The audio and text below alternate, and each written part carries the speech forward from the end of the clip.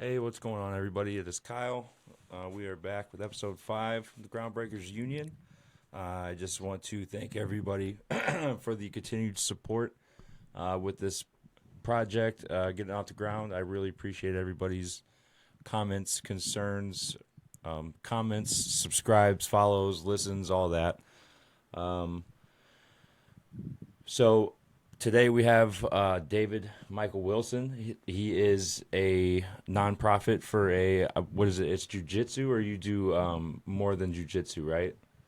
So the nonprofit was formed to teach jujitsu to disabled vets like me, special needs kids and adults, and law enforcement. But we have other programs. You want to get into that now? Yeah, sure. Well, we'll just go. We'll talk about. We'll just go ahead and have you introduce yourself, and then we'll Okay. get into that. All right.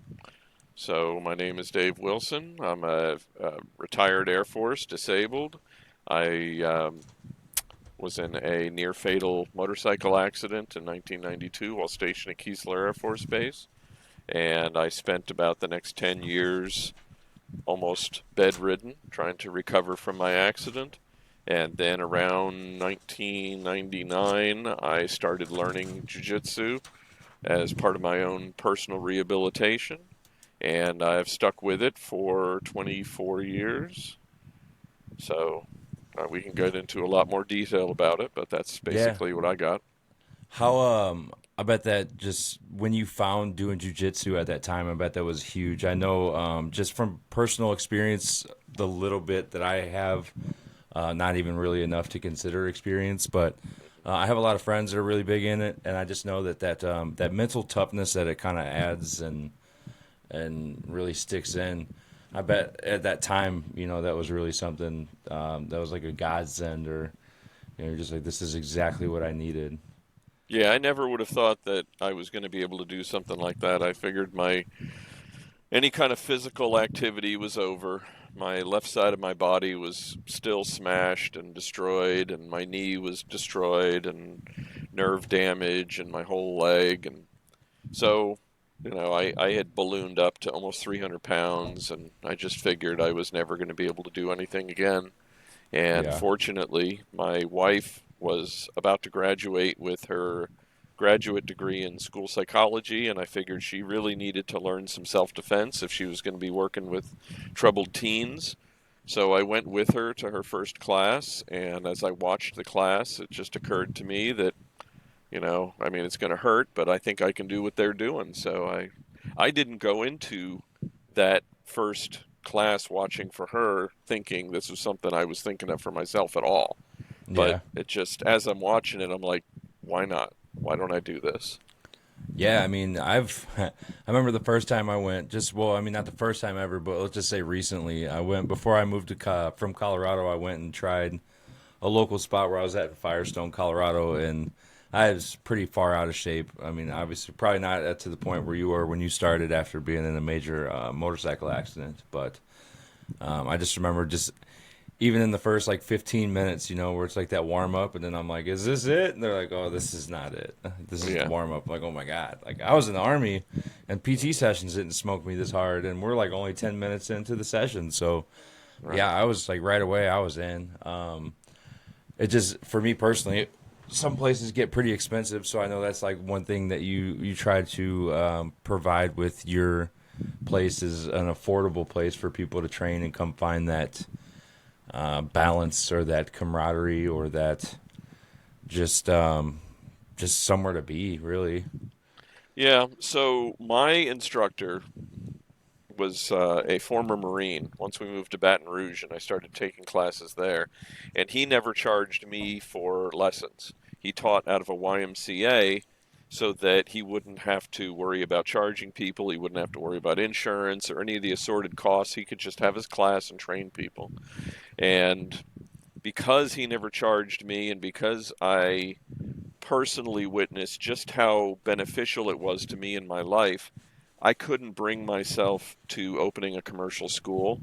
I thought that that would, just like commercialism has destroyed and cheapened all of martial arts, I think I didn't want to contribute to that problem anymore. So when I moved from Baton Rouge after I'd been training for 13 years there. I had gotten a second degree black belt. Um, we moved to South Mississippi where my wife had family, and I started looking for places that would allow me to teach for donations. And so I taught for 2 years at Gulf Coast Judo because they were only using their mats 2 nights a week. So I said, would you let me train people, and I'll give you any of the money that comes in. I just want to stay active. I still want to keep training. And they let me. So I stayed there for 2 years. Then I moved to teaching out of a gym called Body Quest in Goshen, Mississippi. Taught out of a back room there for a year. And then when they kicked us out, once he realized we were never going to make him any kind of money, then I moved to right down the street from them. A friend of mine had some space next to his store, and he let me put my mats out and start teaching out of there. And the problem was the space should have been condemned. There was holes in the roof. There was no functioning air conditioning. The rain came right in. There was a huge mold problem, but we stuck it out 96 degrees in the summertime, and we still stayed there for a year. And after a year, the building was condemned properly, and we were forced to move to my garage. I have a 3-car garage, so I would 3 times a week I'd pull the cars out, sweep the floor, put the mats down, get the AC running because I had to insulate the garage and put AC in, teach the class, and then do everything in reverse to get it set back up again for a garage. And so by this point, we had been living in Mississippi for 4 years, and we still hadn't managed to sell our house in Baton Rouge. So we were carrying 2 house notes, and it was bankrupting us, and we drove our credit card up to over 10 grand. And so when we finally managed to sell our house, we settled the credit card debt, paid off our cars, and my wife said, take the rest, it was about $13,000, and build a building, and then you can teach out of it, and that'll be your forever home. You'll never have to worry about trying to find a place to teach again. Well, the $13,000, as you can imagine, was not adequate to build any kind of substantial building. So I ended up taking some money that I set aside from an insurance settlement, and then my entire life savings came to about $150,000 and about 3 years labor, and I got the building built. And now it's gorgeous. It's an amazing place to train.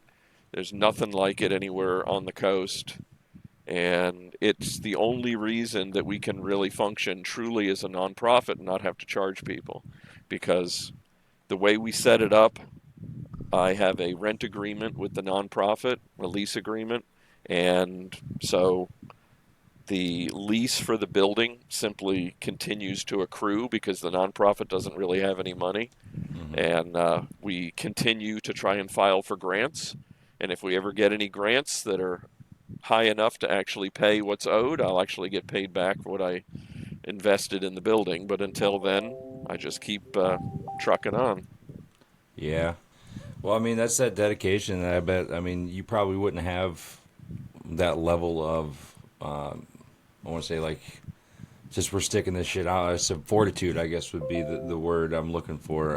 Had it not been for those 22 years of jiu-jitsu, not to mention, I mean, a lot of people find jiu-jitsu probably at a different time in their life than you did, as far as, I mean, that's a brave move to pick it up after a major motorcycle accident like that. I mean, me personally, I haven't been in one. I can't imagine. I mean, I have just aches and pains of a normal, 37-year-old Army veteran body, and that alone is enough to make me be like, I don't know if I could do that all the time. But I mean, I really would love to. If there was something closer probably by, I probably would, especially now that I have more time. And then I starting this and doing some more like shirts and stuff on the side. So I mean, like, I'm starting to be able to get into a place where I might just be able to use that for just the mental toughness, something I need to, like, the discipline, like Just you taking all your shit out of the garage, sweeping it up, cleaning it up, and then doing your class, and then doing it. I mean, that's like an extra what, like an hour on each side, maybe. Not to It took a mention, you know, long time and effort.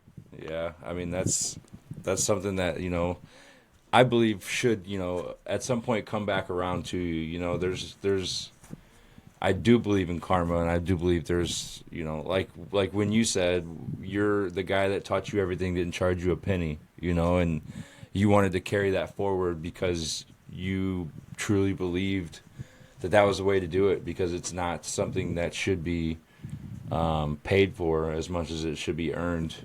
Right. And I Yeah, I really like like that.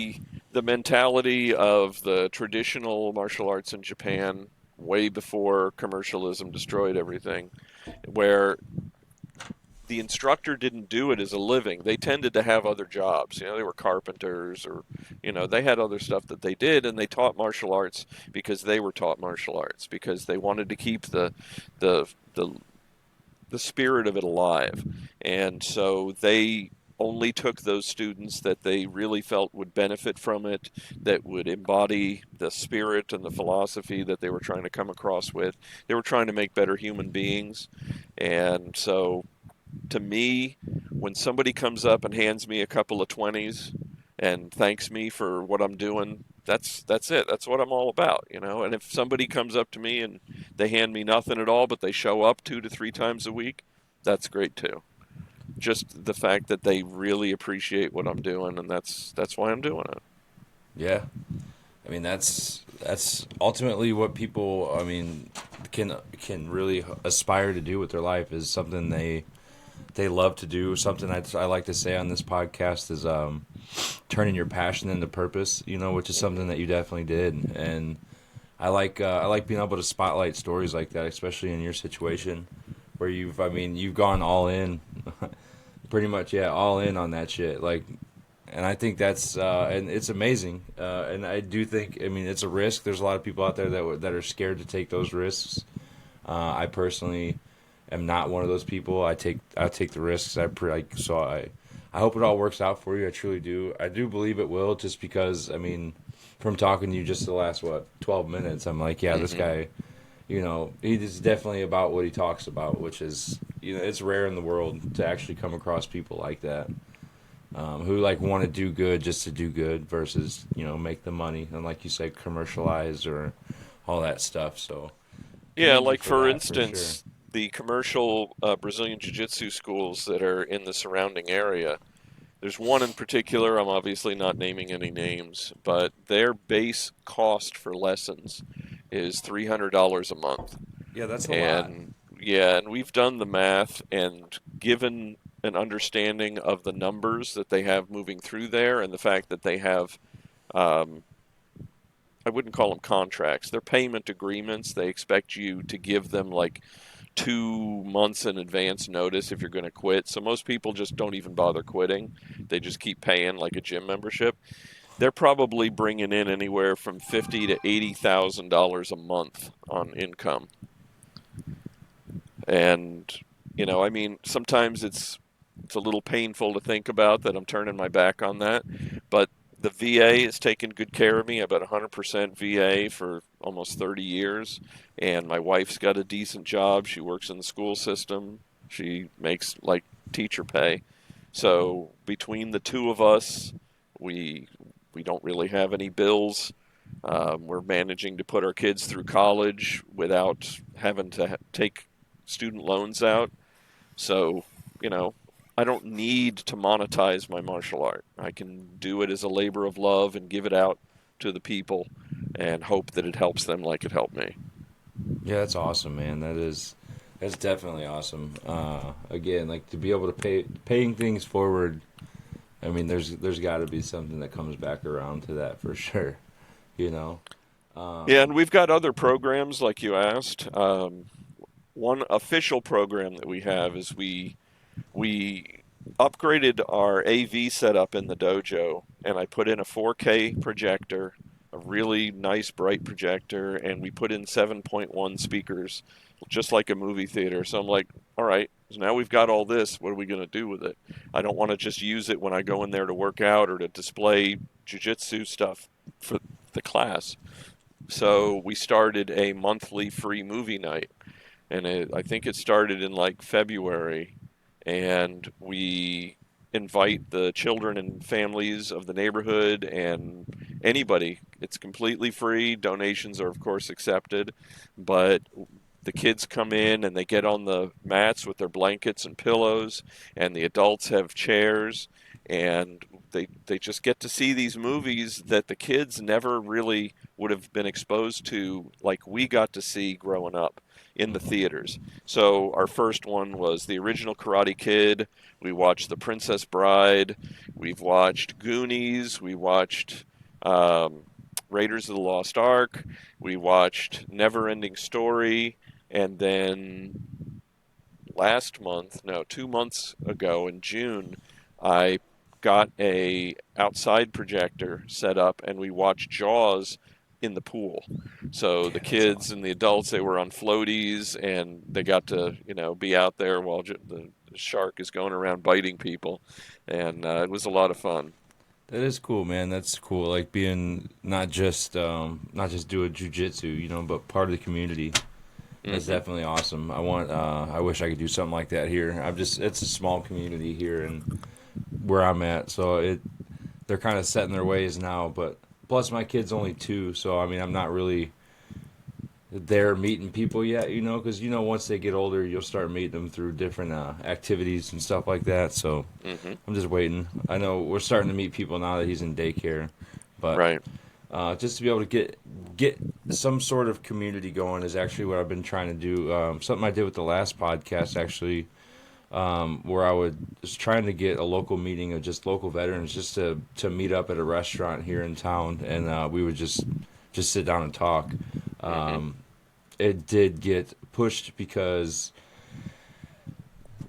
in North Dakota, it is pretty customary to disappear on Fridays for the lake. Any lake they can find in Minnesota, people are just gone. Like this place is a ghost town all Right. summer. So pretty much, like as soon as school lets out till the time school's back in, parents are just like, yeah, we're all over the place. So Hmm. maybe try again in September. So next Right. month I'm gonna try another meeting. We'll get it together. I'm also doing a an event with my last guest. I just released his episode today, actually, at Wackadoo Brewing in Colorado Springs. We're going to be doing like a veteran entrepreneur showcase, so to speak.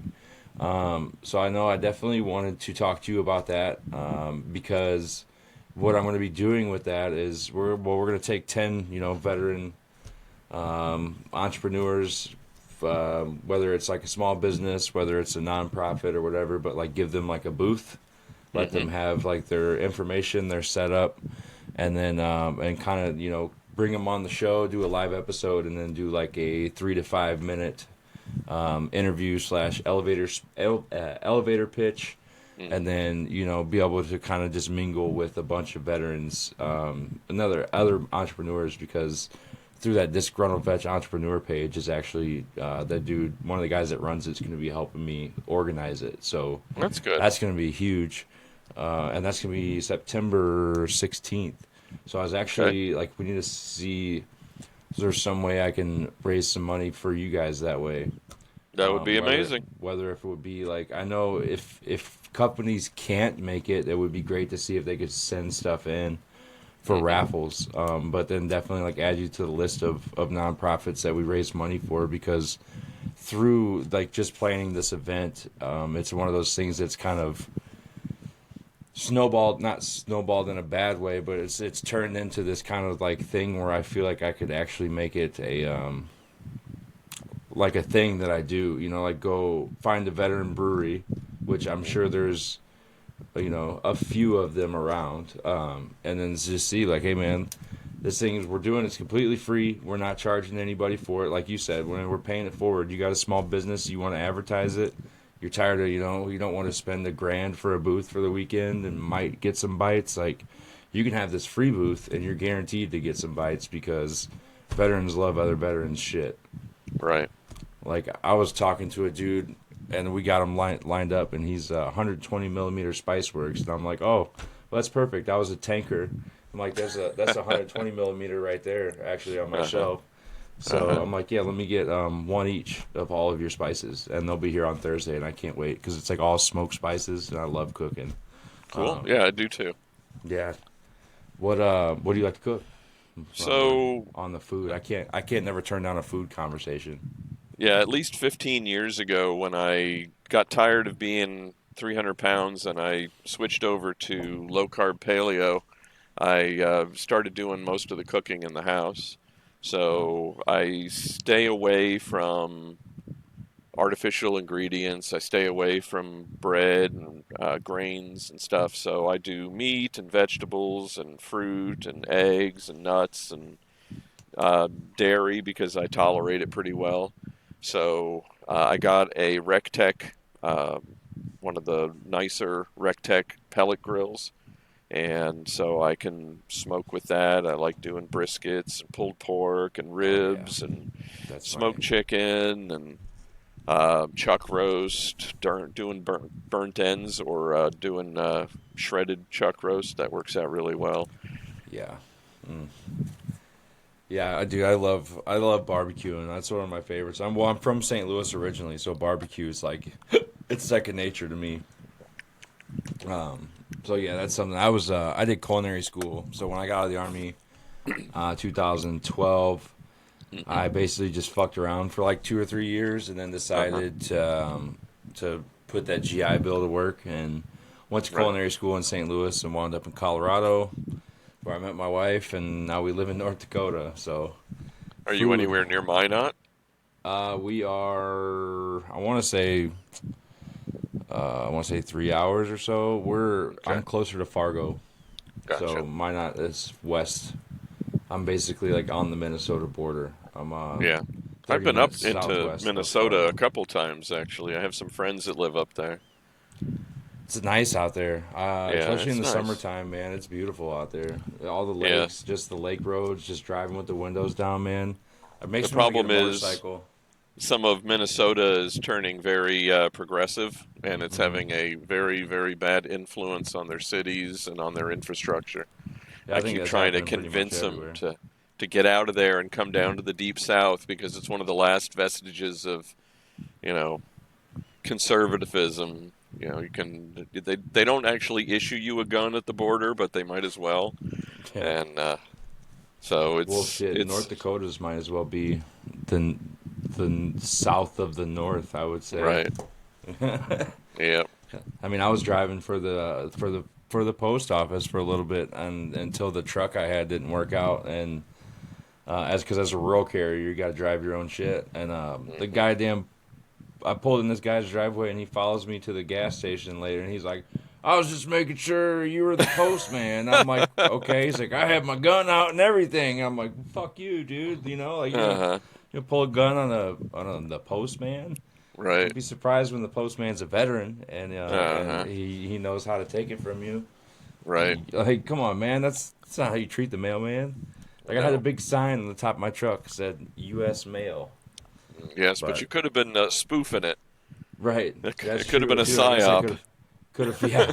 I could have been bullshitting. I could have found that in the dumpster, Yep. like the guy probably did after I got rid of it. But Uh-huh. hey, so do you do anything? Do you teach anything other than jujitsu in the dojo, or what? Do you have a name for it? Sorry, Yeah, so our I art is saw called the logo. I just didn't. I don't. yeah, Haiwa Shinkai. It means peaceful spirit tradition. And I mentioned my instructor was a former Marine. He was tough as nails. I'm definitely not as hard as he is, much to the happiness of my students. Yeah, But I bet. so our art is not Brazilian Jiu Jitsu, which is most likely what you studied because it's absolutely everywhere. We do traditional Jiu Jitsu. Traditional Jiu Jitsu is the art that the samurai developed between 800 and 1,000 years ago to stay alive on the battlefield. They tended to be attacked by people wearing armor or using weapons, and so they had to come up with an art that would be functional even if they lost their own weapons or in situations where they were unable to carry a weapon. Like, let's say they were in the house of a rival daimyo, where they sometimes wouldn't even be allowed to rise up to a standing position, which meant that they had to learn how to fight from their knees. So there's entire branches of jiu-jitsu that are just about fighting from your knees.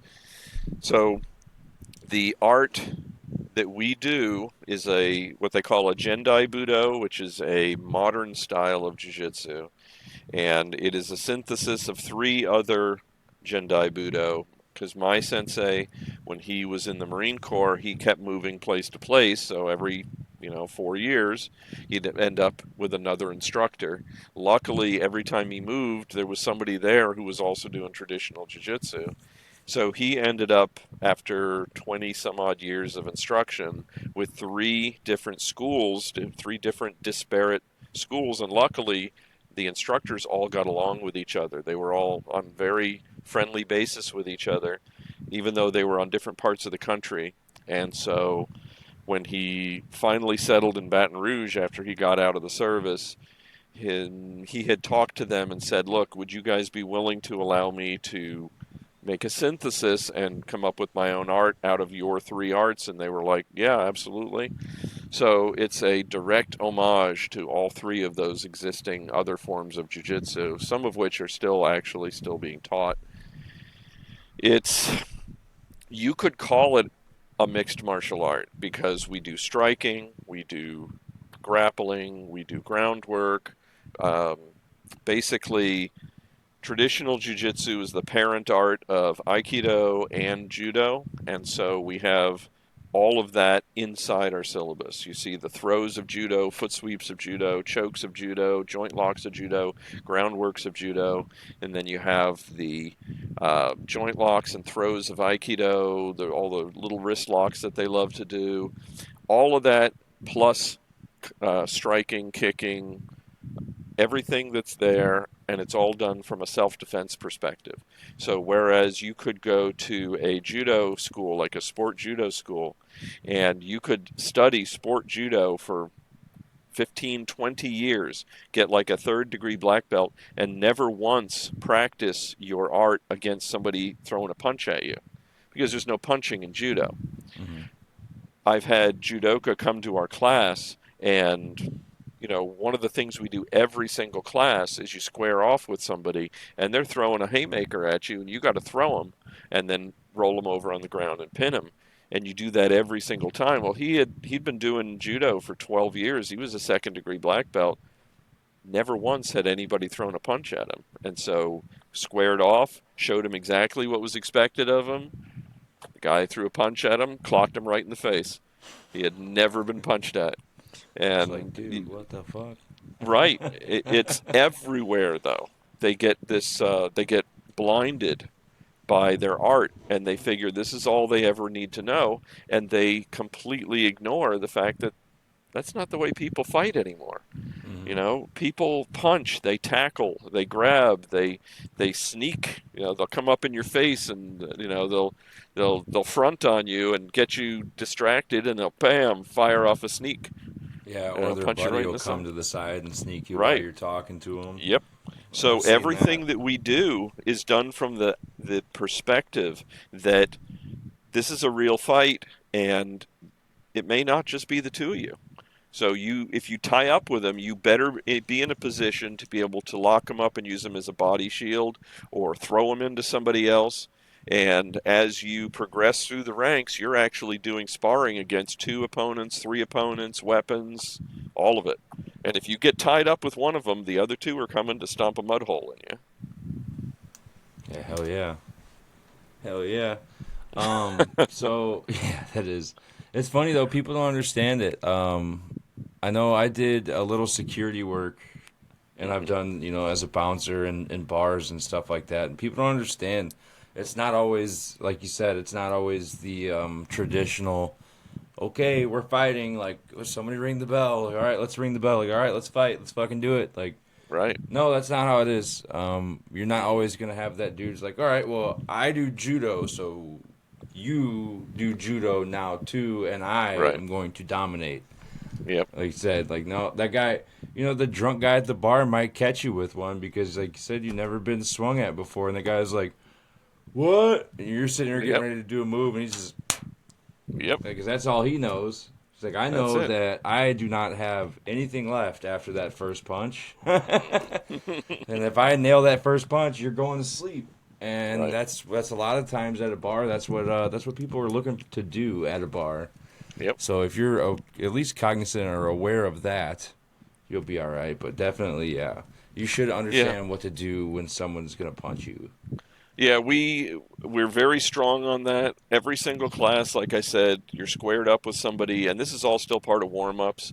There's there's a guy named Tony Blauer, and I got to give props to him. He's a self-defense professional. Can't these days you can't say expert, even though he's been doing it for like 40 years. He developed what he calls the SPEAR program, and we integrate the SPEAR technique into that warm up, where you are confronted by somebody, you get the feeling that maybe this person doesn't mean you well, so you begin to try to de-escalate the situation, try to talk them down. You adopt a de-escalating posture, but you're also putting that fence up so they have to fight past it to get at you. You got your weapons up, and then you spear into the punch. And so after about 6 months of that, it becomes totally automatic. You don't have to think about it. You don't have to plan. Somebody punches at you, and before you know it, you have speared in, locked them up, thrown them on the ground, rolled them over, and pinned them, and you don't even realize that the punch was in play yet. So it's a very integral part of what we do. Yeah, it's funny you mentioned that too.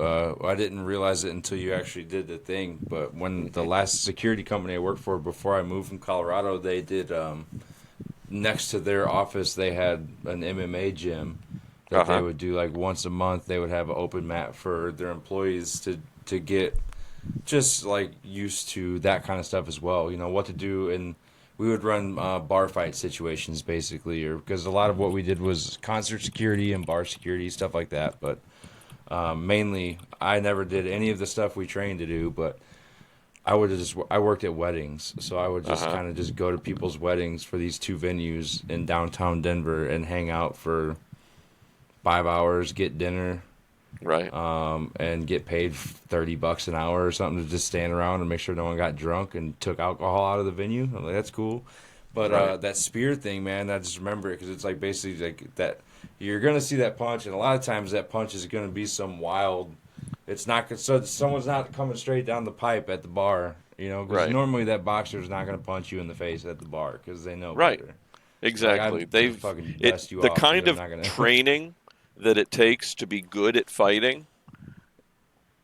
You understand. You're not going out picking fights with people. You're looking for thugs and street fighters, and um, then you go down the rabbit hole of resource predators, sexual predators, psychopaths, and there are different approaches to handling situations based on all of those things. How to recognize when somebody is decomping, how to recognize when somebody is working themselves up to try to fight you. And if you can intervene during those times, you stand a much better chance of trying to talk them down. And so we go over all that in the class because any fight that you can avoid is a fight you won. Yeah, I like that.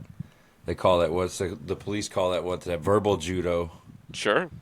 Yeah, Yep. just to kind of basically, like you said, be able to verbally de-escalate a situation is definitely something they teach us too. It's like you don't want to fight. As the security guard in my situation, like you don't want to fight because ultimately you're actually not allowed to really put hands on someone like that. So they wanted you to be able to, like you said, they come around that thing. You want to be able to just go straight at that elbow, take Hmm. them down, and just, Right. hey, someone come grab this dude, basically. And that's because we never worked alone except for, well, this wedding. No one really did nothing at the weddings, but, Hmm. so like at a concert, it was just mandatory. Like if you seen someone go down, like you need to go over there. I don't Right. care. Or you don't work here no more. Like that's what Hmm. we do here. We're not out to fight people, but we're definitely not running away from our buddies getting kicked in the face at a concert. Right. And the other problem you run into is that it's a different world, even from when I was growing up. I'm 54 now. And when I was growing up, there was no civil suits for getting in fights. You know, you Hmm. manned up, and if you were the one that instigated it, you knew you were the asshole, and you just, you sucked it up, whatever happened. And if you were the Took one that that ass got your whooping. ass beat, well, maybe next time you do better. And nowadays, if you get in a fight and somebody gets hurt, even a little bit hurt, get their feelings hurt, they'll sue you. Yeah. So, there is no winning in that situation. The best you can hope for is to just talk them down, deal with the situation, and knowing the martial art makes talking them down easier because if you're negotiating from a position of weakness, they know that, they can feel it, and they know all they have to do is knock you in the face a couple times and you lie on the floor crying. On You're the other telling them hand, like, dude, if you don't, I'm not trying to fuck you up right now. I'm trying right, really hard not to fuck you up right now. right, Please just relax and listen. yeah, hmm, Yeah, that's definitely, yeah. Coming from that different place, people should. I mean, and if you can't understand that, you should really pay attention to it because it could save your life if you're on the other end of it, drunk at a bar one night, and you see a guy trying to basically tell you, like, "Hey, man, stop. right, Think about it."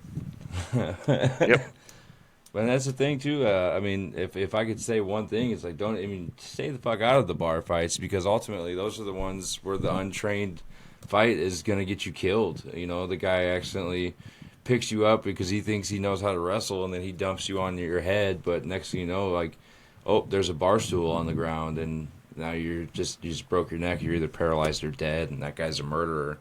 And right, it's that easy. All because yeah, what? Because the guy looked at your girlfriend, got in right, your place for your pool game or whatever. I mean, it's a huge reason why I don't drink and go to bars anymore. But yeah, young and men, you like to do that shit. so we guys, we develop a lot of our personality or ego when we're young teenagers, etc. When we're like bulls, and we got like to lock horns. And the problem is that works fine when you're a teenager. It's expected. You're going to run full tilt into a wall and expect the wall is going to break. But once you get into being an adult, that shit doesn't fly anymore. You know, Hmm. you got a career, you got a family, you got a home. You can lose it all in a heartbeat. If you just, let's say you're trying to get a guy to leave you alone and you shove him and he falls down and hits his head and now he's paralyzed or now he's dead and they're getting you for manslaughter and the his girlfriend is suing you for pain and suffering because now she can't sleep because she watched you kill her boyfriend and all you want to do is be left alone. It Right? is Like, dude, much much no much bullshit. better to not go into dangerous situations and just, I mean, what's so great about a bar anyway? It's too loud, you can't hear anything, it's full of smoke, the liquor is way too expensive. What's the point? The quality of people you meet, you probably shouldn't be meeting them anyway. Yeah, It's much better especially at to 2 in get the a morning. hobby. Oh God, I yeah. used to have this saying like heroes are born after 1:30, boys. Like once the bar closes, that's when we become heroes. You know, that's where the legends are made. Now I'm just like, dude, if you catch me at a bar past closing, it has to Uh-huh. be either the no, like you won't unless it's I don't know, unless I'm traveling and I'm at like a baseball game and I'm just but I won't be drunk. Hmm. I'll just be annoyed at that point. Right. Just being in public that late is really bad for me. I'm just like I'm ready for bed at 9:30. But Yeah, me too. I my, just my love it. I wife's was alarm actually goes off at 6 in the morning, and even though I've been retired for 30 years, I'm still stuck getting up at 6 in the morning when she gets up, which means if I'm not in bed by 10, I'm messed up the whole next day. yeah, I was doing that for a while, but then I started doing this podcast and all this other business stuff, and that's the only time I get to myself is like from 9 to midnight. So I'm like, well, I'll be downstairs, and then next thing you know, it's 3 in the morning. I'm like, shit. Yeah, But whatever, trying to get this thing off the ground, you know how that is. You know that dedication that it takes to launch something that you truly believe in, and I right, mean, right now, just to sit here and do the interviews and to talk to the people, knowing that like 3 people are listening per episode, like, but it's not even about that because it's about, eventually they will and they'll hear all these stories and Right. Eventually, some of the listeners from over at the other show will come over and start listening as well, and we'll bring that back as. I'd like to bring that back as a separate part of the show to because it was more geared at the mental health aspect. But truth be told, the mental health conversations do get a little taxing personally, just to kind of Yeah. get in. It's nice to be able to be that person for people to Hmm. have those conversations, but it took a personal toll for 40 episodes of talking suicide and all all that kind of stuff. It kind of gets heavy. I really wanted to do something like this to kind of flip it around. Definitely want to bring that back at some point. So that's a goal for me. One thing I wanted to ask you before we jump off. Actually, I have two questions. So we'll start with the first one. Like, what are Okay. some goals that you have for the future for the dojo for everything? So my biggest goal is to get funded, and I Mm, know it sounds kind of trite, but the building, the dojo itself, is beautiful. I do have some small goals that we're probably going to be able to take care of this year. I want to replace some of the exercise equipment with commercial quality good stuff. We did some fundraising this past year, and I managed to raise enough money to pay for it, so that's good. I want to put in a much nicer massage chair because we get students and parents in that are all stove up, and it would be really nice for them to have a nice zero G massage chair that they could sit in and just let it just work all that stuff out. Um, I'd like to put in a sauna. You can get a outdoor 4-person all cedar electric sauna, $4,000. I mean, I've already paid $150,000. What's an additional 4 grand? right, And especially for it would something like be, that. yeah, it would be super nice to put something like that out there for me and my students to be able to get into when you've had a rough day and you're all tired and achy. The sauna will just work all that out. Um, Other than that, it's just the money for the nonprofit. So when I we incorporated in 2019, and we got our determination letter in December of 2019, and I immediately started going out and applying for grants because I figured grants were where it was at. And I spent 3 years struggling and not getting any grants. Part of the problem, I think, is that we're a nobody. Nobody knows our name. Nobody knows who we are or what we're about. We're a martial arts class.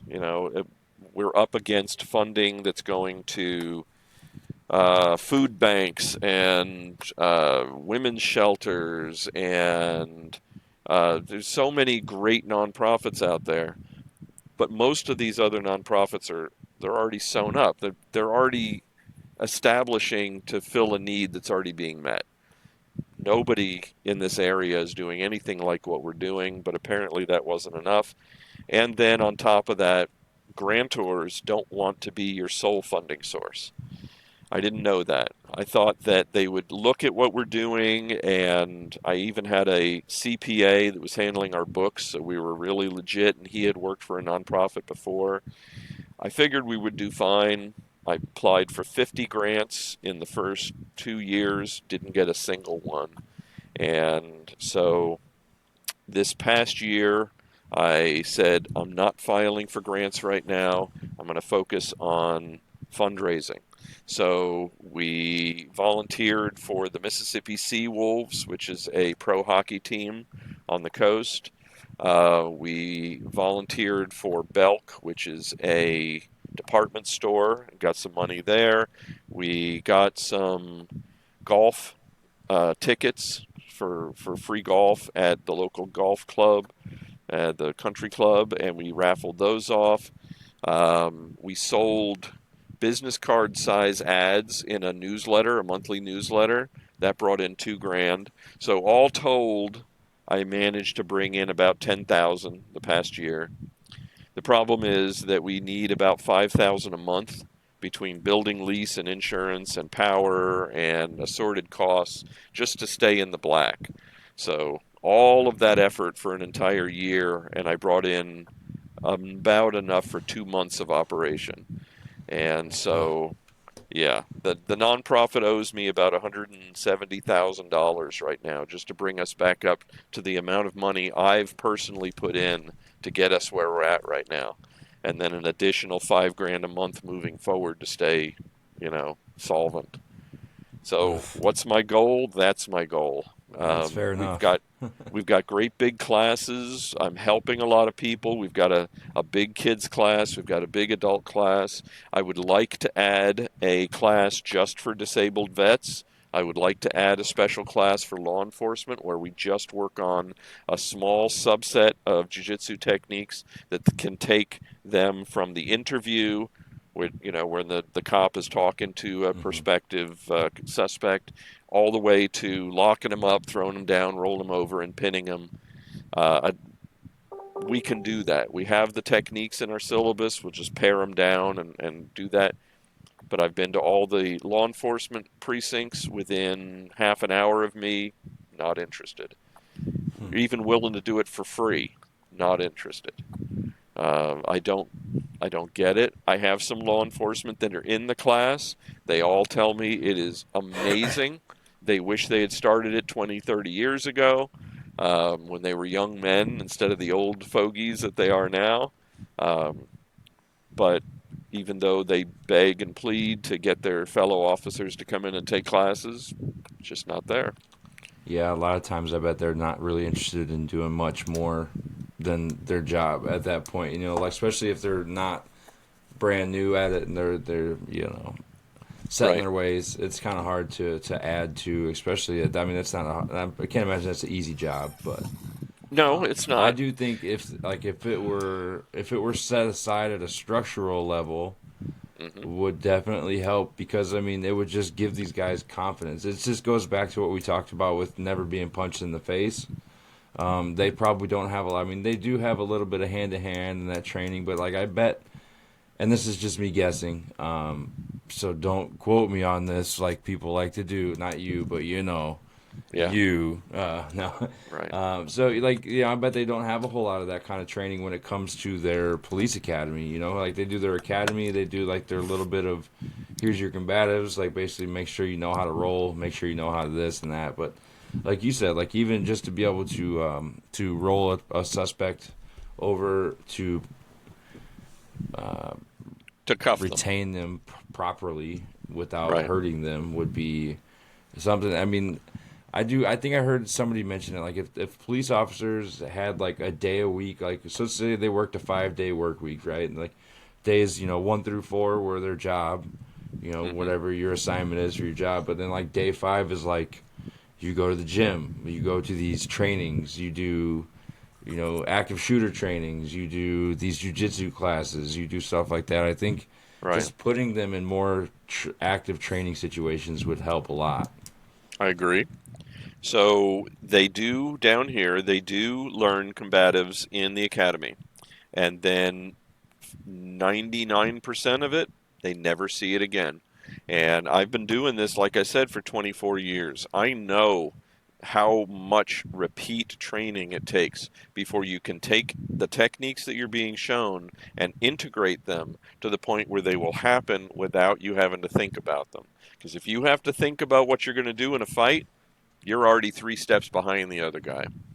So it takes 6 months of 2 to 3 times a week training rigorously in a good program to be able to do these things without having to think about it. None of them are getting that.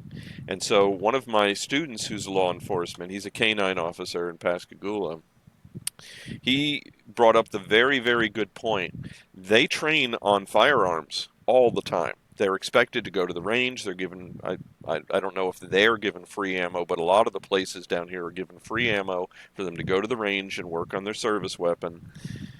None of them, statistically speaking, have to pull their gun in anger and use it in a life or death situation. Statistically speaking, almost none of them ever have to pull a weapon and fire on somebody. But all of them end up putting hands on somebody. All of them have had to fight many, many, many times in their law enforcement career. And yet, that's the one thing they receive no training about. So I don't get it. I really don't. I'm willing Yeah. to do it for free. And I've got 24 years experience and a beautiful facility and a nonprofit organization to facilitate the whole thing. All they got to do is show up. Maybe we'll get some. We'll get Maybe. some coming your way. But I guess so. Question two, which Okay. is something I'd like to ask everybody before we wrap up the show, especially on an entrepreneurial kind of mindset situation like this would be. What would be your advice to somebody just trying to go all in on their shit? You know what? Like you went all in on yours, and you were prepared for it. The ups, the downs, the extreme highs, the extreme lows. What would be your advice to somebody at the verge of chasing their dream, so to speak? Okay.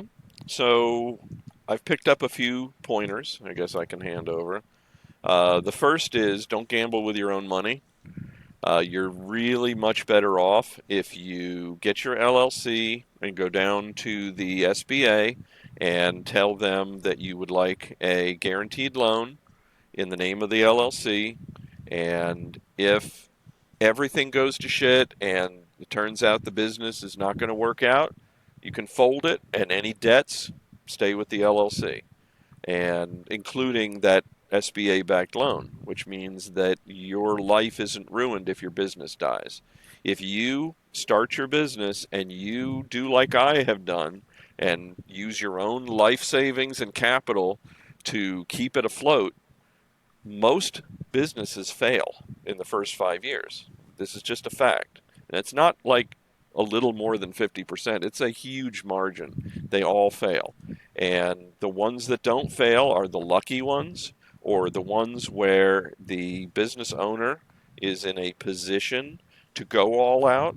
They are in a position to live or die based on the performance of their business, and they have the intestinal fortitude to see it through. Those are the ones that succeed. Not saying all of those succeed, but the ones that do succeed tend to be in that situation. And so we're talking about not using your own money.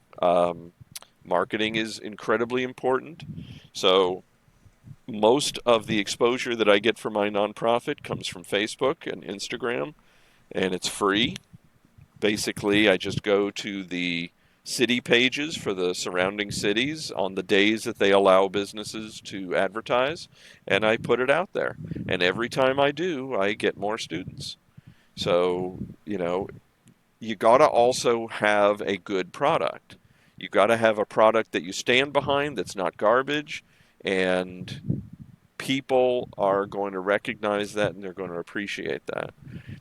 The last thing is you better conduct some market research before you decide you're going to open your business and find out if it's supportable in the area that you're at. There are good business ideas and there are good locations. If you don't have both, you're probably going to fail. So you have to say, all right, let's say you like cooking because you are culinary trained. So you are going to open a restaurant. Well, okay, most restaurants fail unless they're a front for the mafia or organized crime or money laundering. They just fail. That's just the way the business model is. Now, As long as um, it's not McDonald's. right. And if you're talking about, as a chef, you're not going to open a McDonald's. You're going to want to showcase your If you want interests and something your to stay open, desires. you will. I'm just kidding. Right. But you would feel like shit. You would feel Oh like, yeah, a monkey could do this. This is not showcasing your interests and talents. But if yeah. you wanted to open that restaurant, let's say your favorite cuisine is barbecue. Okay. So you happen to look where you live and there's a bunch of really good barbecue places. Well, maybe that's not the best place to start your barbecue restaurant. You might want to find somewhere else to do it. So it's a combination of a really good idea and a really good location. You can't have one, you got to have both. It's got to be suited for that and take that into account. Hell yeah. Yeah, and if you're doing a brick and mortar if you find a spot near a Starbucks, they have a very good marketing or research team when it comes to like foot traffic and potential all this stuff. So Starbucks does their homework. So if you just get next to Starbucks, you could do Starbucks' homework for free. Right. That's So not bad. that's my piece of advice. Okay. So, David, man, I really appreciate you coming on. This was a good chat. I learned a lot myself, and I really hope everything works out for you. Like I said, I'll keep in touch with you for sure offline, and we'll get something going together. I am doing that event September 16th, so I mean, if you can make it to Colorado Springs, come on out. We'll be Wackadoo Brewing. I know it's a stretch, but me personally, I'll It's a take bit any much. excuse I can get back to Colorado. My wife was like, "Oh, Right. go for it," especially because I mean, the plan is to use it to to launch the podcast, the shirts, and then just to really kind of just go all in on helping as many veterans launch their shit as possible. Because I feel like a podcast is a good way to kind of introduce yourself as who you are if someone sits there and listens or watches, in our case, for an hour, they're gonna know you a little more than just being like clicking on your Facebook page, and then seeing oh he's got this dope ass spot and he does jujitsu and all that stuff. It's like, oh, he's actually a cool ass dude too, and he's all about paying it forward. So I mean, I think just being able to take this and help people out is my why and my passion. So I thank you for letting me do that. I thank you for sharing your purpose with our listeners, my listeners, the listeners, and yeah, I truly hope to have you back on in the future and talk more about what's going on. And hopefully, when we talk, they say we get some money coming in for you, even if it's a little bit, whatever we can do. I mean, hopefully I can help out. I appreciate it. Yeah, man. Thanks again. Hang out for a second after I stop and it'll upload everything like that. So again, thank you guys so much. Have a good night and or day or whatever it is, and you will hear from me next week.